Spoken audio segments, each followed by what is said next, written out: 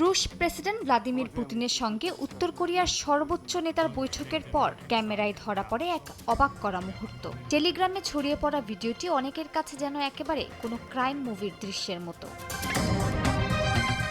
সমালোচকদের মতে এই ফুটেজ কূটনৈতিক সৌজন্যের প্রচলিত ধারা ভেঙে দিয়েছে। ২.৫ ঘন্টার বৈঠকের পর দেখা যায় কিম জং উনের ব্যক্তিগত সহকারীরা মুহূর্তেই শুরু করেন এক বিশেষ ধরনের পরিষ্কার অভিযান। কেউ তার ব্যবহৃত চেয়ারের পেছন ও হাতল মনোযোগ দিয়ে মুছে ফেলেন, আবার আরেকজন সাবধানে ট্রেতে তুলে নেন কিমের ব্যবহৃত পানির গ্লাস। তবে এখানে অভিযান থেমে যায়নি। কিম যেসব আসবাবপত্র স্পর্শ করেছিলেন সেগুলো প্রতিটি আলাদাভাবে ঘষে ঘষে পরিষ্কার করা হয়। এমনকি চেয়ারের কুশন পর্যন্ত বিশেষ যত্নে মুছে ফেলতে দেখা গেছে উত্তর কোরীয় কর্মকর্তাদের, যা পুরো ঘটনাটিকে আরো অস্বাভাবিক ও আলোচিত করে তুলেছে।